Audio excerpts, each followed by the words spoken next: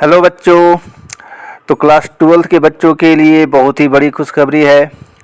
Jharkhand board से जितने भी बच्चे बिलोंग करते हैं उनके लिए खुशखबरी यही है कि झारखंड बोर्ड ने देर से ही सही मॉडल सेट अपलोड कर दिया है। तो जितने भी कॉमर्स 12 के बच्चे हैं वो तैयार हो जाएं। आज मैं वीडियो बनाने जा रहा हूँ, ठीक है, उसी मॉडल सेट से। और अभी फ़िलहाल सभी विषय का एक ही सेट लोड हुआ है। तो अभी सेट नंबर 1 का सॉल्यूशन मैं आपको दूंगा, वो भी एमसीक्यू टाइप क्वेश्चन का, ठीक है। विषय होगा अकाउंटेंसी। तो आप लोग तैयार हो जाओ आज। तो चलो स्टार्ट करते हैं हम लोग, ठीक है। तो सबसे पहले हम लोग चलते हैं सेट पे, ठीक है। सेट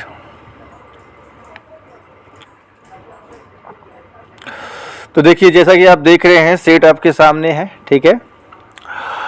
इस पर थोड़ा हम एक सेलेक्ट कर ले पेन, ओके। हाँ चलिए। तो जैसा कि आप देख रहे हैं क्या लिख रहा है, पहले हेडिंग देख लो आप। आपको फुल मार्क्स, ये जो एमसीक्यू टाइप का जो सेट है जिसमें मल्टीपल चॉइस क्वेश्चन रहेगा वो आपका 40 मिनट का रहेगा, जैसा कि आपको यहाँ दिख रहा है, ठीक है।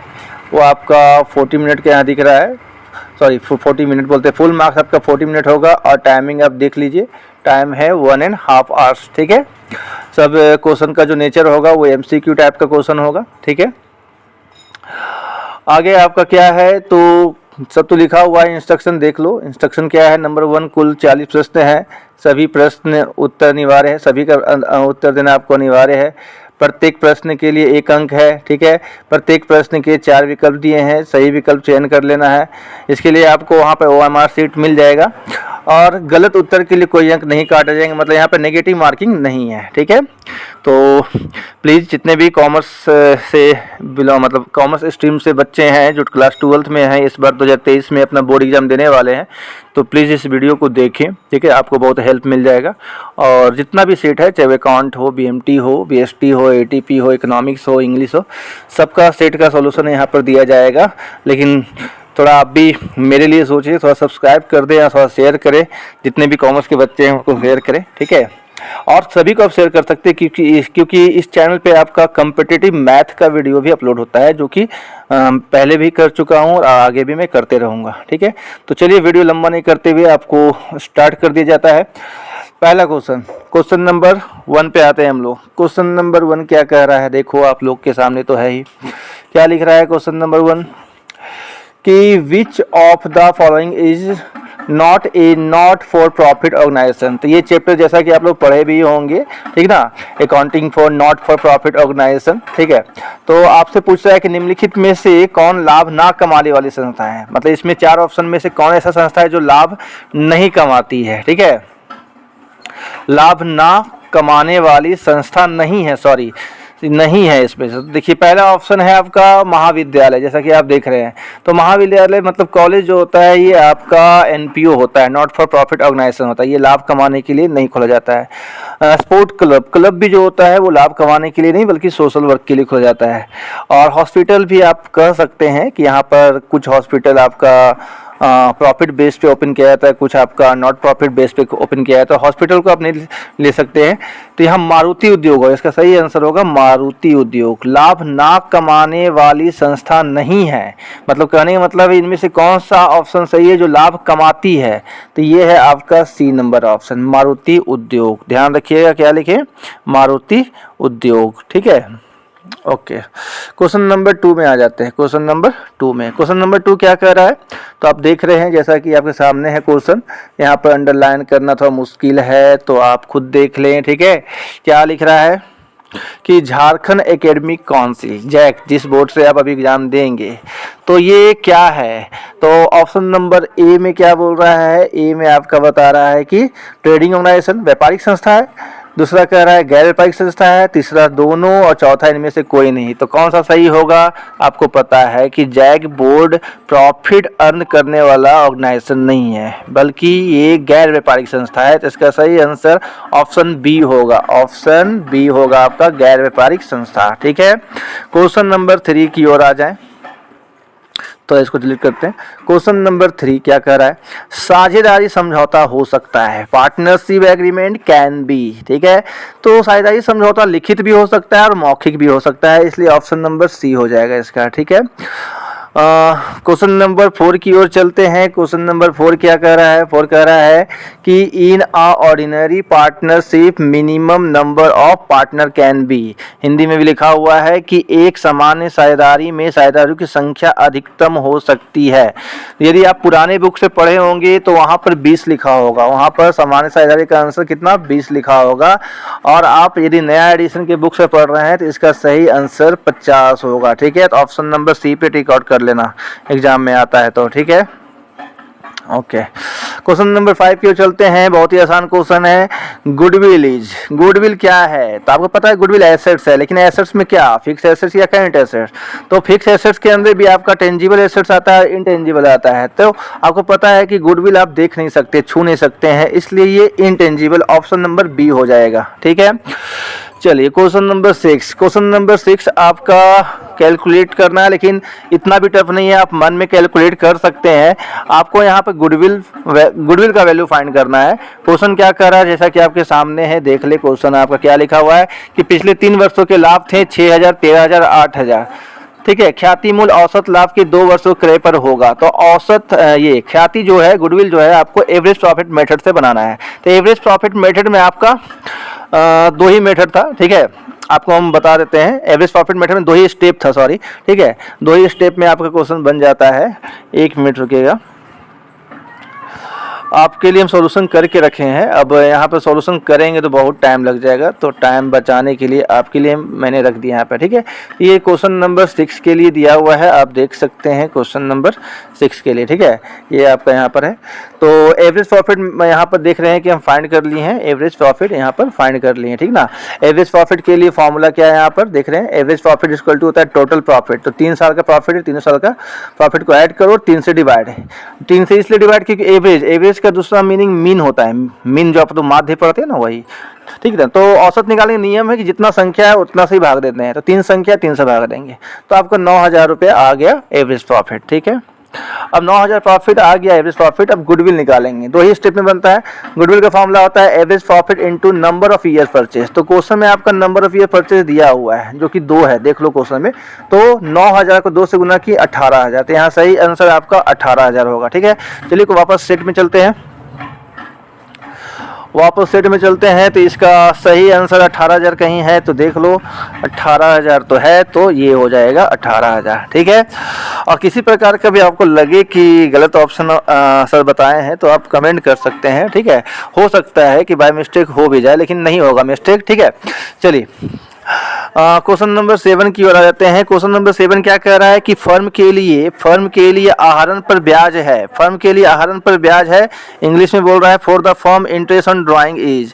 फर्म के लिए इंटरेस्ट ऑन ड्राइंग क्या होता है, क्या वो एक्सपेंस होता है, क्या वो लॉस होता है, क्या वो इनकम होता है, क्या वो नन ऑफ दीज है। ठीक है, तो आपको पता होगा, जितने भी पढ़ाई कर रहे हैं, साल भर पढ़े तो आपको पता है कि इंटरेस्ट ऑन ड्राइंग जो होता है ना, फर्म के लिए इनकम होता है। फर्म के लिए क्या होता है, इनकम होता है। पार्टनर के लिए बोलेगा तो एक्सपेंस होगा, लेकिन फर्म के लिए क्या है, ये इनकम है। तो इसलिए ऑप्शन नंबर सी पे टिक आउट किया गया है। ठीक है, क्वेश्चन नंबर 8 में आ जाते हैं। 8 में तो आपको फाइंड करना है, क्या फाइंड करना है देखते हैं। क्वेश्चन कह रहा है कि X and Y share profit in the ratio 2:3। Now they decide to share profit equally in which partner will sacrifice in which ratio. थोड़ा सा गड़बड़ी है इंग्लिश यहाँ लिखने में। ठीक है, कोई बात नहीं। यहाँ क्वेश्चन कह रहा है कि एक्स और वाई जो है लाभ हानि को 2:3 में बांट रहा है, जैसा कि देख रहे हैं, पहले से बांट रहे हैं। और अब भविष्य में फ्यूचर में डिसाइड किए हैं कि लाभ हानि को वो लोग इक्वली बांटेंगे, जो कि यहाँ दिख रहा है इक्वली बांटेंगे। हिंदी में भी लिखा है, पढ़ सकते हैं। अब वो बोल रहा है कि जब आप पढ़े होंगे change in profit sharing ratio chapter, तो आपको पता है कि जब लाभ हानि का अनुपात चेंज होता है तो कोई पार्टनर सेक्रीफाइस करता है, मतलब सेक्रीफाइस मतलब वही त्याग करता है, कोई पार्टनर गेन करता है, मतलब लाभ प्राप्त करता है। तो यहाँ पर कोई एक पार्टनर गेन किया होगा, एक पार्टनर सेक्रीफाइस किया होगा। तो बोल रहा है कि यहाँ पर कौन सा पार्टनर सेक्रीफाइस किया और कितना। ठीक है, तो ऑप्शन आपको देख ही रहे हैं कि एक्स सेक्रीफाइस किया 1/10, वाई सेक्रीफाइस किया 1/5, वाई सेक्रीफाइस किया 1/10, इनमें से कोई नहीं। जिसका सही आंसर है सी नंबर। ठीक ना, वाई सेक्रीफाइस किया 1/10। अब बोलेंगे आपकी कैसे सर, तो चिंता नहीं करें, आपके लिए हम सब कुछ रखे हुए हैं यहाँ पे, ठीक है, आपके लिए इंतजाम है यहाँ पर। देखिए यहाँ पर हम कैलकुलेट कर दिए हैं आपका, ठीक है, यहाँ पर कैलकुलेशन है, टेंशन नहीं लेना है।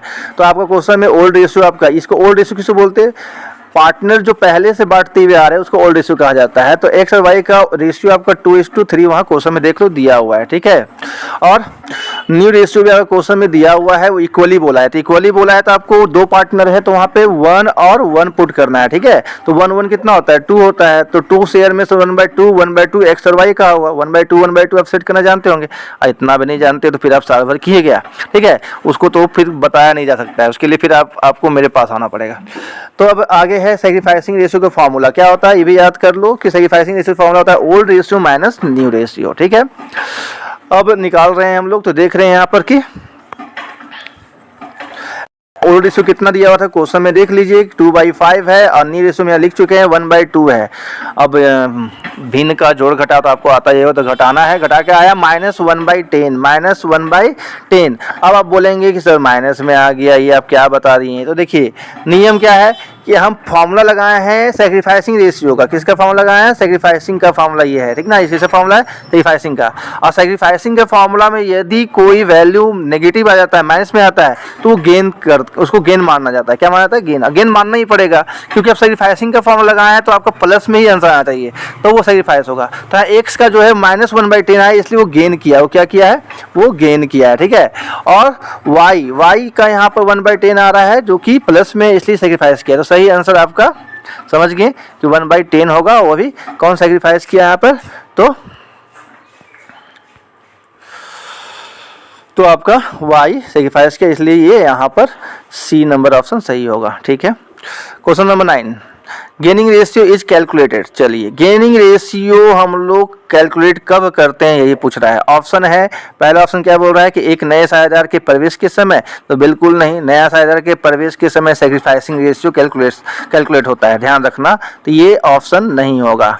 बी नंबर बोला है कि किसी साझेदार के अवकाश पर, मतलब अवकाश ग्रहण करने पर, ठीक है, तो ये ऑप्शन सही होगा। जब अवकाश ग्रहण करता है मतलब जब पार्टनर रिटायर करता है तब वो वहाँ पर गेनिंग रेशियो कैलकुलेट होता है। क्यों होता है कैलकुलेट, तो ये तो बेसिक चीज़ें हैं, इस वीडियो को लंबा हमको नहीं करना है, तो उसके लिए आप शेयर तो करना ही पड़ेगा। और प्लीज़ आप कमेंट करके पूछ सकते हो या फिर आ जाओ मेरे पास इस सेंटर पे आपको समझा दिया जाएगा, ठीक है।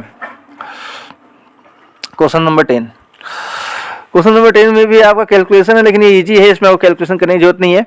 A and B are partner sharing profit in the ratio of 5:4। A और बी 5:4 में लाभानी को पहले से बांट के बिजनेस चला रहा है। दे एडमिट सी, लिख रहा है आप, दे एडमिट सी, ध्यान रखिएगा, they admit C for 1/5 share. ये एडमिशन ऑफ पार्टनर का चैप्टर का क्वेश्चन है। तो सी यहाँ एडमिट हुआ, उसको लाभ में कितना हिस्सा मिलेगा, तो 1/5 शेयर मिलेगा लाभ में, ठीक है। What will be sacrificing ratio A and B, तो आपको पता है कि जब क्वेश्चन में ओल्ड पार्टनर का शेयर दिया रहे और न्यू पार्टनर का शेयर दिया रहे, बाकी और कुछ भी नहीं दिया रहे, तो ओल्ड रेशियो जो है, जो ओल्ड रेशियो इतना यहाँ क्या है 5:4 है, मतलब 5:4 है, तो सैक्रिफाइसिंग भी 5:4 ही होगा। आप कैलकुलेट करके भी निकालोगे तो 5:4 ही आएगा, इसलिए सही आंसर बी नंबर ऑप्शन होगा, टिक आउट कर लो, ठीक है। चलिए क्वेश्चन नंबर हम लोग आ जाते हैं अब 11 में, ठीक है। तो क्वेश्चन नंबर 11 क्या कह रहा है, एक मिनट, क्वेश्चन नंबर 11, नहीं एक मिनट, इसको जूम नहीं करना है अभी, दिक्कत हो जाएगा। क्वेश्चन नंबर 11 में क्या है कि नए साझेदार के प्रवेश पर ऑन द एडमिशन ऑफ, ठीक है, ए पार्टनर, ठीक है ना, नया न्यू नहीं लिखा, बोले नया, इंग्लिश में गड़बड़ी है, क्वेश्चन सेट जैसा यहाँ का शिक्षा मंत्री हो ऐसा ही कहानी है, ठीक है, पता नहीं क्वेश्चन कैसे सेट करते हैं लोग। On the admission of A partner, एक साझेदार के प्रवेश पर, और नया साझेदार यहाँ पर न्यू पार्टनर लिखना था। ऑप्शन लिखा है कि पुराने फर्म का समापन होता है, तो बिल्कुल नहीं। पुराने साझेदारी का समापन होता है, बिल्कुल नहीं। क्या लगता है, पुराने फर्म का समापन, नया साझेदार आता है तो पुराने साझेदारी का समापन हो सकता है, लेकिन अभी पूरा ऑप्शन पढ़ने के बाद ही डिसीजन लेंगे। तीसरा है फर्म और साझेदारी दोनों का समापन होता है, तो ये तो बिल्कुल नहीं। अभी आपके पास ऑप्शन नंबर बी रहेगा, बी सही लग रहा है, ठीक ना, बी नंबर ऑप्शन रहेगा, ध्यान रखेंगे, ऑप्शन नंबर बी रहेगा। ठीक है, एक मिनट, ये क्या हो रहा है, तीर का निशान क्यों आ रहा है सर? चलिए ठीक है, तो ऑप्शन नंबर बी को अभी रखना है आपके पास। फर्म और साझेदारी दोनों का समापन होता है, ये बिल्कुल ये गलत है। ठीक है, और ना ही फर्म और ना ही साझेदारी का समापन होता है, तो ऐसा भी नहीं है, परिवर्तन तो होता है। तो ये कह सकते हैं पुराने साझेदारी का समापन हो जाता है, पुराने साझेदारी का समापन। ऑप्शन नंबर बी पर टिक आउट करो। चलो आगे बढ़ो।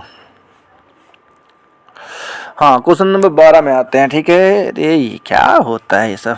क्वेश्चन नंबर 12 में आ जाओ। क्वेश्चन नंबर 12 क्या कह रहा है, अब हिंदी में पढ़ूँ या इंग्लिश में? कोई एक ही में पढ़ता है, इंग्लिश तो यहाँ गड़बड़ लिखा हुआ है। ए, बी और सी 5-3-2 के अनुपात में लाभ बांटते हुए साझेदार हैं, मतलब पहले से 5-3-2 में लाभ हानि बांट रहे थे।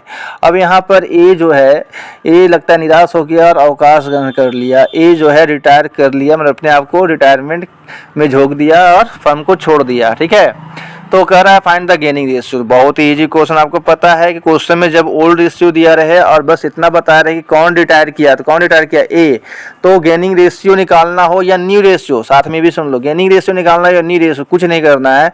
आपका ये जो रेशियो दिया है ना 5-3-2, उसमें ये जो 5:3:2 दिया है ना, तो ये जो 5 ए रिटायर किया तो 5 को हटा दो तो बचा 3 और 2, तो यही न्यू रेशियो होगा और यही गेनिंग रेशियो भी होगा। तो ऑप्शन देख लो कौन सा सही है, वही ऑप्शन टिक आउट करो। ठीक है, तो ऑप्शन 5:3 नहीं 3:2 ना बचेगा, 3:2 कौन है, तो ऑप्शन नंबर ए है। ठीक है, ठीक है, तो ऑप्शन नंबर ए आपका सही होगा। ऑप्शन नंबर ए देख रहे 3:2। ओके, आगे बढ़ते हैं, वीडियो लंबा हो रहा है, जल्दी जल्दी जल्दी आगे जाना है हम लोग को। क्वेश्चन नंबर 13, थोड़ा सा डेटा का प्रॉब्लम है सर, तो जल्दी तो करना ही पड़ेगा ना। क्वेश्चन नंबर 13 क्या कह रहा है कि RST, क्वेश्चन नंबर 13, R भी है, S भी है और T भी है, दोनों का ओल्ड रेशियो 2:1 है। S जो है यहाँ पर अवकाश ग्रहण कर रहा है, सेवानिवृत्ति मतलब वही रिटायरमेंट ही, अवकाश भी जो बोल दीजिए वो कह सकते हैं, का उनका लाभ विभाजन अनुपात 3:2 है। ठीक है, ये हिंदी में अब गड़बड़ है, पूरा ढंग से लिखा नहीं है। तो यहाँ पर न्यू रेशियो दिया, ये 3:2 दिया है ना, ये न्यू रेशियो दिया है। ठीक है, RST ओल्ड पार्टनर, मतलब ओल्ड पार्टनर बोलते हैं, पहले से पार्टनर्स हैं, और S रिटायर करने के बाद बचा कौन, S रिटायर करने के बाद खाली S और T बचा।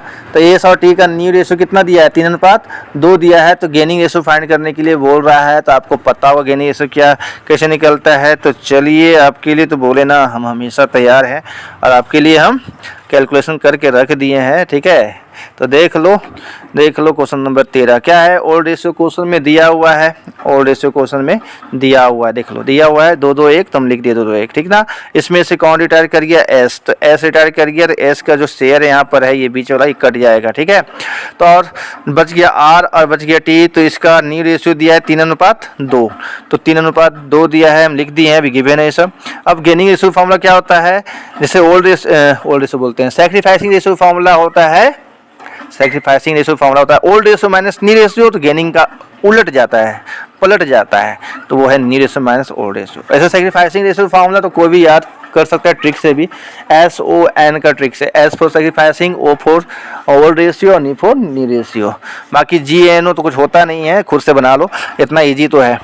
मैं तो यहाँ तक ये भी बता सकता हूँ कि न्यू रेशियो पहले क्यों और ओल्ड रेशियो बाद में क्यों लिखा जाता है, लेकिन अभी टाइम नहीं है मेरे पास। ठीक है, तो फिलहाल देख लीजिए, हम R का और T का यहाँ पर कैलकुलेट किए हैं, तो आपका 1:1 आ रहा है। ठीक है, 1:1। तो चलते हैं वापस हम लोग, 1:1 ऑप्शन में है क्या, देखो 1:1 ऑप्शन में है क्या, तो बिल्कुल है सर जी, देखिए ऑप्शन नंबर सी मारिए, ठीक है, ऑप्शन नंबर सी। और क्या, बढ़ो आगे, इतना आसान सेट देगा तो आप लोग का बल्ले बल्ले है, पूरा 100 कर लेना।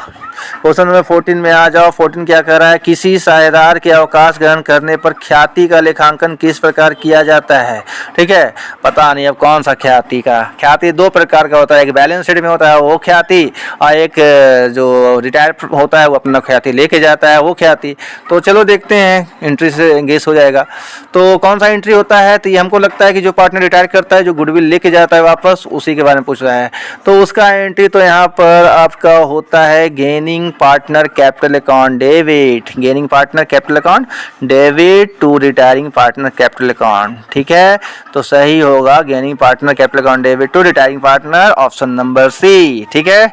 आगे बढ़े, चलिए, लगता है गलत है तो बोलना ज़रूर, ठीक है, बदनाम मत करना प्लीज़। क्वेश्चन नंबर 15, हाँ, गेनिंग रेशियो का फॉर्मूला अभी तो बता दिए, गेनिंग रेशियो फॉर्मूला नी रेशियो माइनस ओल्ड रेशियो, तो ऑप्शन बी, अरे पेन कहाँ चला जाता है बार बार, तो ऑप्शन बी बी बी, ठीक है। चलो, ये सब तो आसान ही है, आप लोग भी बोल रहे हैं सर काहे अब वीडियो बना के अपना टाइम बर्बाद कर रहे हैं, अपना मेहनत बर्बाद कर रहे हैं। कोई बात नहीं, बहुत सारे बच्चे हैं जिनको नहीं आता है, जो पढ़ाई नहीं कर पाए हैं ढंग से घर पे, उनके लिए ये आगे है। क्वेश्चन नंबर 16 में आ जाओ। 16 में क्या कह रहा है कि on the death of a partner in a form final payment are made through, ठीक है, साझेदारी की मृत्यु पे अंतिम भुगतान होता है। अब साझेदार तो एक इंसान ही है ना, अब वो डेथ कर जाएगा तो खुद से पेमेंट लेने तो आएगा नहीं, ठीक है, तो उसका पेमेंट हम लोग करते हैं कहाँ, तो पूंजी खाते में, तो नहीं, पूंजी खाते से तो पेमेंट नहीं करते हैं, निष्पादक खाते से। एग्जीक्यूटर किसे बोलते हैं पता है आप लोग, एग्जीक्यूटर बोलते हैं उसके क्या, उसको नॉमिनी को बोलते हैं, जो उसका उत्तराधिकारी है, तो यहाँ पर एग्जीक्यूटर अकाउंट होगा, सही ऑप्शन होगा बी नंबर, ठीक है। ऑप्शन बी पर ध्यान रखना, बी हम बोल दे रहे हैं, सी में मत चल जाना, ठीक है। हाँ, तो एग्जीक्यूटर अकाउंट, एग्जीक्यूटर भी बोल सकते हैं या रिप्रेजेंटेटिव अकाउंट बोल सकते हैं या फिर नॉमिनल अकाउंट भी होता है इसका, ठीक है।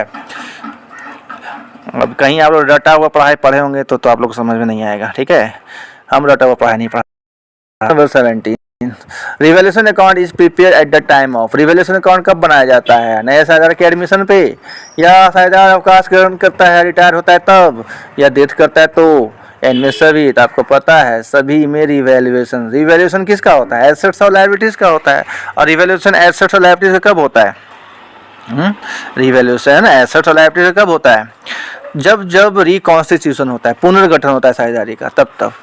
तो यहाँ डी होगा, ऑप्शन डी, ठीक है। क्वेश्चन नंबर 18 में आ जाओ।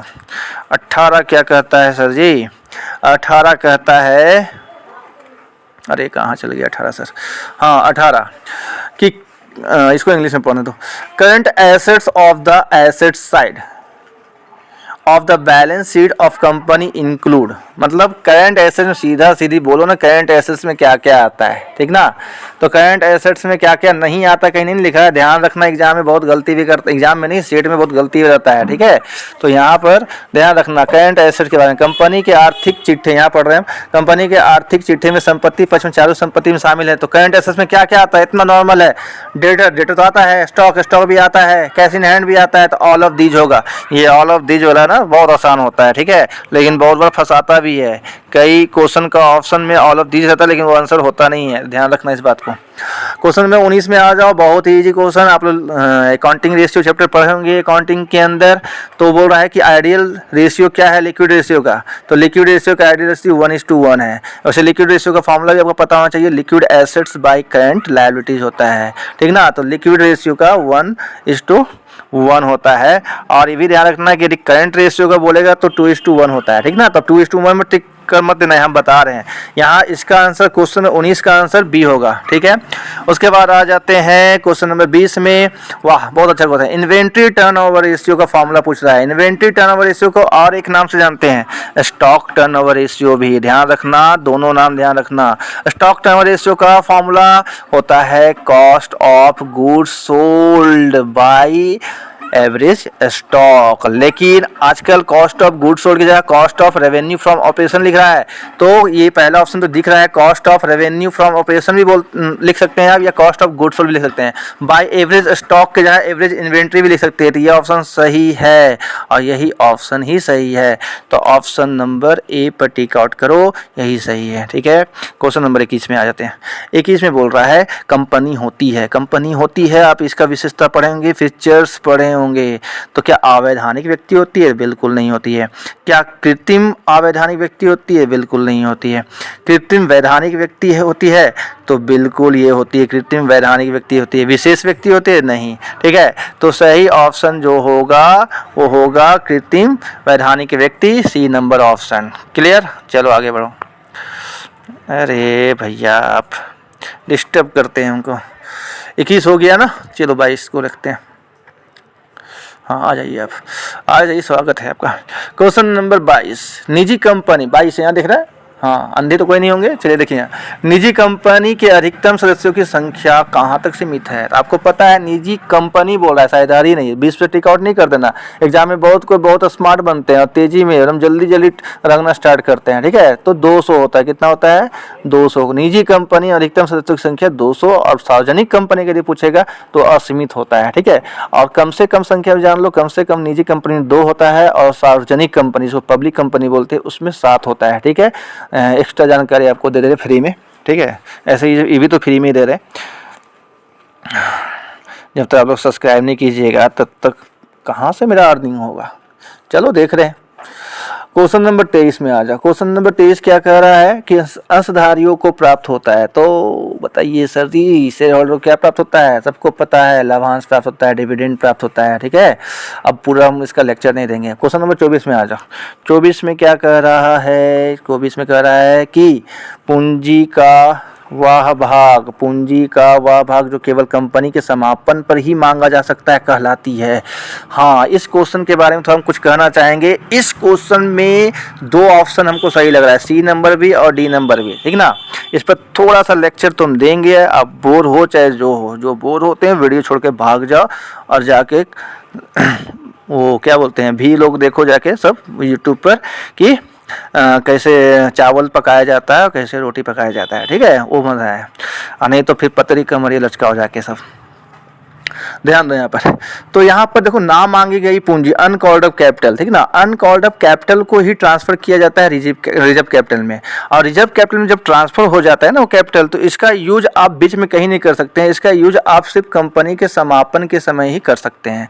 तो ना मांगी गई अनकॉल्ड अप कैपिटल ही रिजर्व कैपिटल में ट्रांसफर होता है। तो अनकॉल्ड अप भी सही लग रहा है हमको और ये भी लग रहा है। तो ऐसा जब क्वेश्चन मिल जाए एग्जाम में ना, तो कह सकते हैं कि आपके दिमाग का मापन हो रहा है, मेजरमेंट हो रहा है कि आप कितना स्मार्ट है।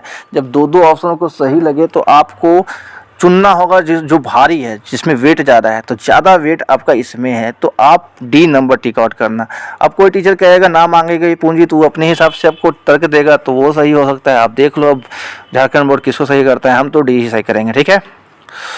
क्वेश्चन नंबर 25 में आ जाते हैं। 25 में एक कंपनी अपने अंशों को प्रीमियम पर भारतीय कंपनी अधिनियम 2013 की किस धारा के अंतर्गत जारी कर सकती है। तो प्रीमियम पर, शेयर को प्रीमियम पर जारी कर सकती है, इशू कर सकती है, तो वो सीधा सीधी है 52 पर, ठीक ना। किस पे, 52 पर कर सकती है। 53 का भी बता दे कुछ क्या, यहाँ 53 भी ऑप्शन है। 53 वो है डिस्काउंट पे इशू नहीं कर सकती है, उसके लिए 53 है, ठीक है। चलिए तो हम रंग 52 बोल दिए भैया, देख लेना। हाँ चलो चलो बच्चा लोग आगे बढ़ो। क्वेश्चन नंबर 26 में आ जाओ। 26 में क्या है कि शेयर एप्लीकेशन अकाउंट है पर्सनल, रियल, नॉमिनल, कौन है बताओ, आप ही लोग बताओ। पर्सनल है, रियल है, नॉमिनल है, नन ऑफ द अबव कौन नहीं है, मतलब कौन है। क्या बोले, जल्दी में भूख लग गया हमको, इसलिए थोड़ा सा उल्टा पुल्टा बोल दे रहे हैं। तो देखो यहाँ पर ए नंबर होगा, पर्सनल अकाउंट है। कौन सा अकाउंट है, पर्सनल अकाउंट। अच्छा पर्सनल अकाउंट का रूल बताओ तो कोई, अब बताएं कैसे, सॉरी भैया आप लोग से पूछ रहे हैं कैसे, आप लोग कैसे बताइएगा। तो इसका होता है debit the receiver and credit the giver, ठीक है। तो share application account personal account होता है, लिख लो। आगे बढ़ते हैं। 27 number, right share issue to, right share अधिकार अंश किसको इशू कर सकते हैं बताइए। ये तो टफ हो गया, बहुत लोग नहीं पढ़े होंगे, तो सुन लो। राइट शेयर सिर्फ आप अपने अंशधारियों को, जो पहले से अंशधारी है आपके कंपनी में, उसी को इशू कर सकते हैं। अब यहाँ पर भी ऑल ऑफ एबव लिखा हुआ है, तो यहाँ बहुत कोई करेंगे ऑल ऑफ एबव, तो ये रॉन्ग हो जाएगा। तो सही ऑप्शन सी है, टिक आउट करो, मिटा रहे हैं हम। चलिए क्वेश्चन नंबर 28, अंशहरण खाता, वह क्या हिंदी है। Balance of share forfeiture account transfer to, forfeiture account में यदि बैलेंस बच जाता है, जैसा कि आप शेयर चैप्टर में अकाउंटिंग किए होंगे तो आप देखे होंगे कि फॉर फ्यूचर अकाउंट में जब बैलेंस बच जाता है तो उसको ट्रांसफर हम लोग कहाँ करते हैं, तो कैपिटल रिजर्व अकाउंट में।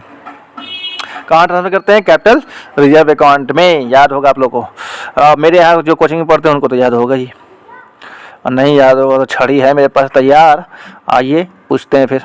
क्वेश्चन नंबर 29 में आ जाते हैं। डिवेंचर होल्डर होते हैं, तो डिवेंचर होल्डर कौन होते हैं, कंपनी के ग्राहक होते हैं, नहीं बिल्कुल ग्राहक नहीं होते हैं। कंपनी के मालिक, ये कहाँ से होगा, ये तो शेयर होल्डर होता है।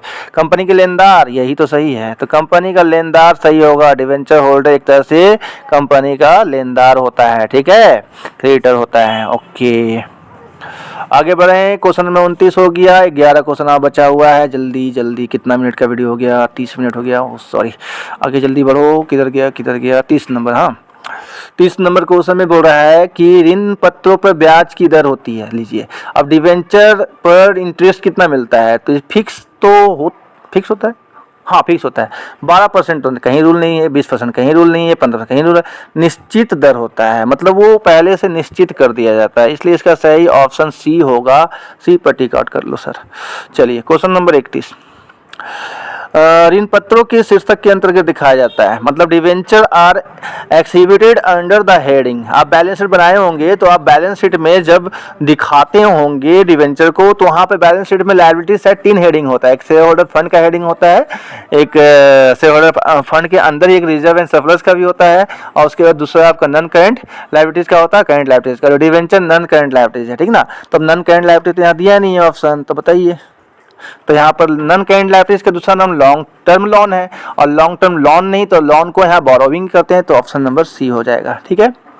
ओके, क्वेश्चन नंबर 32 में आ जाते हैं। 32 क्या कह रहा है कि अपने ऋण पत्रों को रद्द करने पर, अपने मतलब कंपनी का अपना जो ऑन डिवेंचर है उसको यदि वो प्रॉफिट पे रद्द कर देता है, किस पे रद्द कर देता है, कैंसिल करता है, प्रॉफिट पे, तो उसको कहाँ ट्रांसफर करता है, तो भैया ये भी यहाँ ट्रांसफर करता है, कैपिटल रिजर्व में। जैसे फॉर फ्यूचर अकाउंट ट्रांसफर होता है ना यहाँ पे, फॉर फ्यूचर अकाउंट का बैलेंस, उसी तरह यहाँ पर प्रॉफिट ट्रांसफर करता है कैपिटल रिजर्व में। ओके, ऑप्शन डी ले लेना।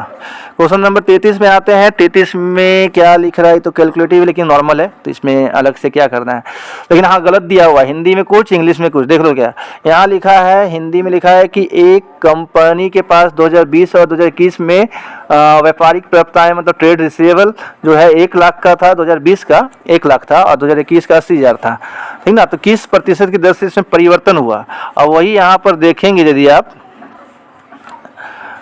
यहाँ पर देखेंगे तो हिंदी में क्या लिख दिया है, अमाउंट देखो यहाँ 1 लाख है, और यहाँ 2,80,000 है, ठीक ना। अमाउंट यहाँ 2,80,000 है, तो कौन सा लेके सही चलेंगे, तो ये जो हिंदी में लिखा हुआ सही है, ठीक है।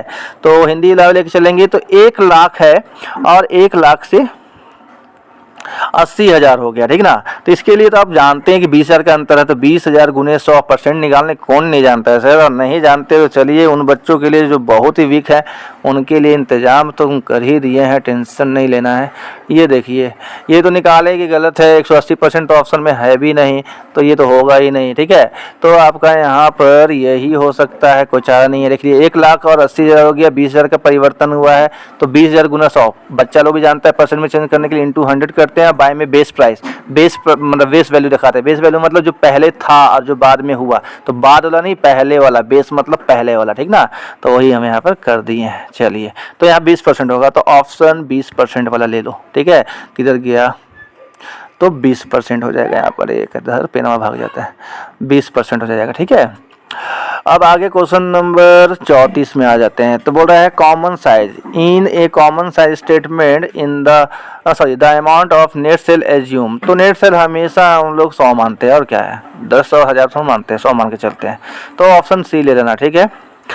आसान बहुत है, कुछ क्वेश्चन मतलब कोई क्वेश्चन यहाँ टफ नहीं दिया है, नॉर्मल दिया है। सेट नंबर 1 है, देखो भी सेट 2 3 आएगा भी, कुछ तो अच्छा देना चाहिए। क्वेश्चन नंबर 35 में आ जाओ। ऋण पत्रधारियों को मिलता है, डिवेंचर होल्डर रिसीव, लीजिए अंशधारियों को लाभांश मिलता है, तो डिवेंचर होल्डर क्या मिलता है, ब्याज मिलता है, तो ऑप्शन बी ले लो, ठीक है। आगे बढ़ो, आप जाइए। चलिए क्वेश्चन नंबर 36 में आइए। क्या बोल रहा है सर, लाभ एवं हानि विवरण को भी कहते हैं, मतलब प्रॉफिट एंड लॉस स्टेटमेंट को और क्या कहते हैं, तो बैलेंस शीट तो नहीं कहते हैं, ठीक ना। तो इसको बी इनकम स्टेटमेंट करते हैं, इनकम स्टेटमेंट करते हैं। क्वेश्चन नंबर 37 बोल रहा है चेंज इन इन्वेंट्री का फॉर्मूला कौन सा है, ये तो ये ए नंबर है, ठीक ना। Opening stock minus closing stock, change बोल रहा है, तो चेंज मतलब क्या, ओपनिंग स्टॉक 10,000 मान लो है, क्लोजिंग स्टॉक 20,000, चेंज हुआ ना 10,000 का, तो वही opening stock minus closing stock, sales minus sales return कहाँ से होगी, तो नेट सेल का फॉर्मूला है। Purchase minus purchase return, net purchase का फॉर्मूला है। Cost of goods sold minus gross profit, ये तो आपका सेल्स का फॉर्मूला हो जाएगा ना फिर, ठीक है। तो ये ए नंबर ले लो। 38 में आ जाते हैं ना। 38 बताया कैश फ्लो स्टेटमेंट जो रिलेटेड है किससे है, अकाउंटिंग स्टैंडर्ड 3, 6, 9, 12, तो आपको पता है 3 से संबंधित है। ए नंबर ऑप्शन ले लो। निम्न में से कौन सा गैर रोककर मद नहीं है, लेकिन भद नहीं लिख दिया है, इंग्लिश भी नहीं लिखा है, क्या बोले ही जैक बोर्ड वाले को, एकदम अनपढ़ शिक्षा मंत्री और अनपढ़ लोग कर्मचारी लोग, ठीक है, सब एकदम वही हाल होगा, बर्बाद हो जाएगा जैक बोर्ड। तो बोल रहा है ना कि कौन गैर रोककर मद नहीं है, ठीक ना, मद यहाँ पर है, यहाँ पर मिट गया है, मिस प्रिंटिंग हुआ है, भद लग रहा है, ठीक है। तो गैर रोकर मतलब जिसमें रोकर यूज नहीं होता है, कैश यूज नहीं होता है, जिसमें कैश यूज नहीं होता है वो नहीं है, बोल रहा है गैर रोकर नहीं है। देखिए डेप्रिसिएशन जो है ना गैर रोकर है, इसमें कोई कैश खर्च नहीं होता है।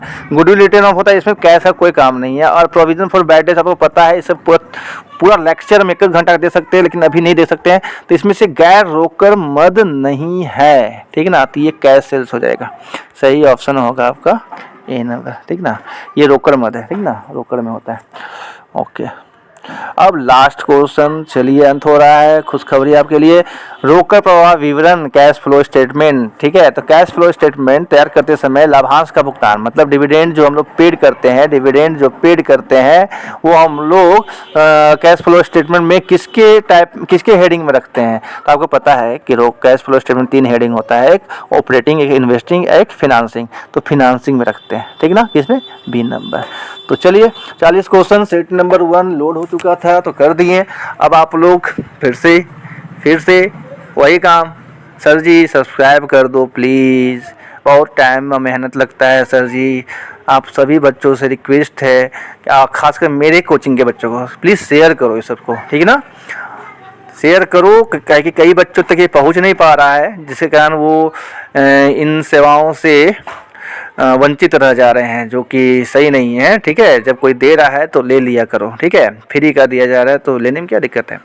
और बीएमटी का यदि आप सेट चाहते हो, ठीक ना, कि बीएमटी का भी सेट 1 का सॉल्यूशन भेजें, और इसी का आपका देख लो, इसी का ये आगे का ये जो सेट नंबर मतलब सेट नंबर 2 नहीं है, मतलब सब्जेक्टिव सेट जो है, यदि इसका सॉल्यूशन आपको चाहिए तो फिर प्लीज़ सब्सक्राइब और शेयर और कमेंट तो करो, बेल आइकन प्रेस भी करो, और बीएमटी का हम जल्दी भेज रहे हैं, ठीक है। और नहीं कीजिएगा सब्सक्राइब तो फिर नहीं भेजेंगे, ठीक है।